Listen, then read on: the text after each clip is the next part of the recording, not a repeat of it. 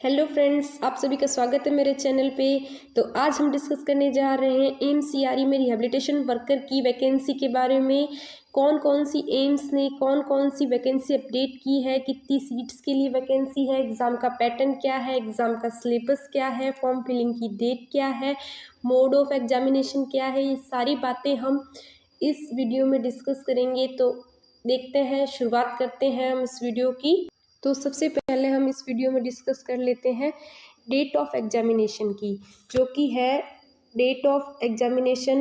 AIIMS ने tentative dates mention की है 22 दिसंबर टू 24 दिसंबर। ये एम्स ने अपने ऑफिशियल नोटिफिकेशन में टेंटेटिव डेट्स दी है और एम्स अपने टेंटेटिव डेट्स के अकॉर्डिंग ही एग्ज़ाम कंडक्ट कर। नेक्स्ट हम इसमें देखते हैं फॉर्म फिलिंग की डेट। तो फॉर्म फिलिंग की डेट भी एम्स ने 14 नवंबर से 2 दिसंबर की रखी है। तो अकॉर्डिंग टू मी आप फॉर्म 2 दिसंबर से पहले पहले फिल कीजिए। क्योंकि आपको बाद में एम्स की साइट लैग करेगी, तो आपसे सारे डॉक्यूमेंटेशंस के साथ में फॉर्म फिल नहीं किया जा सकेगा। इसलिए आप अपनी सारी डिज़ायरेबल कंडीशन, एलिजिबिलिटी, सब चीज़ों को ध्यान में रखते हुए 2 दिसंबर से पहले पहले अपने फॉर्म को फिल करने की कोशिश करें। तो अब हम डिस्कस कर लेते हैं इसमें नेक्स्ट एग्ज़ाम फ़ी के बारे में। जनरल और ओबीसी के लिए 3000 रुपीज़ फ़ीस रहेगी और एससी और एसटी कैटेगरी के लिए 2400 फीस रखा है एम्स ने। एम्स का एग्ज़ाम पैटर्न का मोड ऑनलाइन मोड है।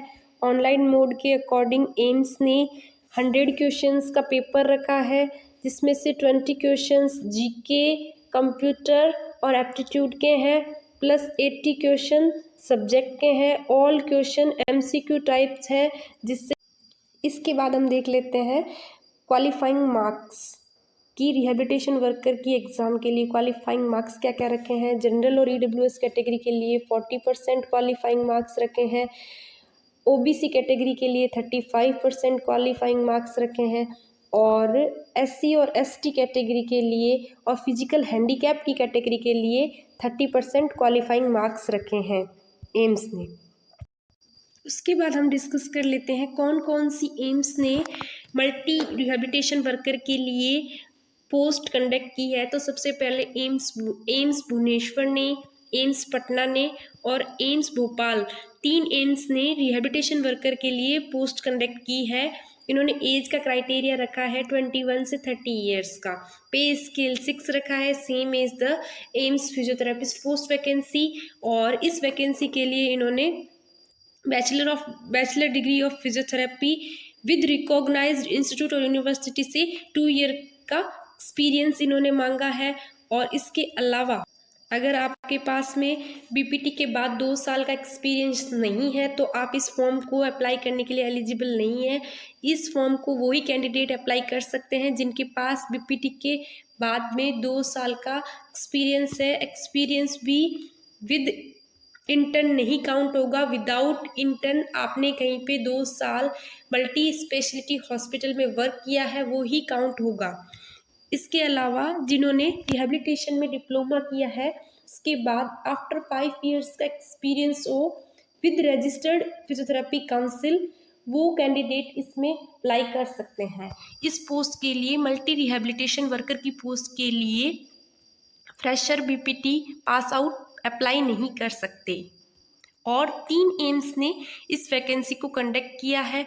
अब हम इसमें आगे देख लेते हैं कौन कौन सी एम्स ने कौन कौन सी कैटेगरी के लिए स्पेसिफिक पोस्ट क्रिएट किया है। तो एम्स भुवनेश्वर ने 2 पोस्ट क्रिएट किया है जनरल के लिए।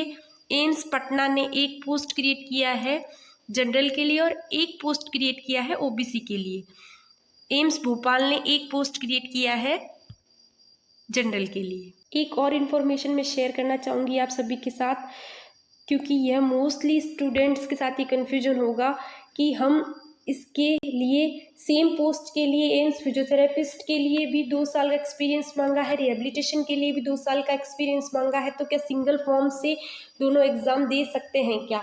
नहीं, सिंगल फॉर्म से ये दोनों एग्ज़ाम नहीं दे सकते। दोनों के लिए अलग अलग फॉर्म फिल करने रहेंगे अकॉर्डिंग टू क्राइटेरिया। दोनों फॉर्म्स को अलग अलग फिल करना होगा, दोनों की फीस को भी अलग अलग पे करना होगा। ये सब अब एम्स ने अपने नोटिफिकेशन में क्लियर कर दिया है। और बीपीटी फ्रेशर्स के लिए फिजियोथेरेपिस्ट पोस्ट अप्लाई के लिए एम्स न्यू दिल्ली में वैकेंसी है, तो वहाँ पे जो इंटर्न पास आउट है वो अप्लाई कर सकते हैं। बट मल्टी रिहेबिलिटेशन वर्कर के लिए जिनके पास में आफ्टर डिग्री या आफ्टर डिप्लोमा जो भी सूटेबल क्राइटेरिया इन्होंने मांगा है अपनी एलिजिबिलिटी क्वालिफिकेशन के अकॉर्डिंग सब फुलफिल करके ही फॉर्म फिल करें। अन्यथा कोई भी क्वेरी हो तो आप हमारे टेलीग्राम चैनल से जुड़कर वहाँ पे पूछ सकते हैं। वीडियो अच्छा लगे तो लाइक शेयर सब्सक्राइब कीजिए। आगे भी कोशिश यही रहेगी कि आपके लिए मोर इन्फॉर्मेटिव वीडियोस आते रहें। Thank you.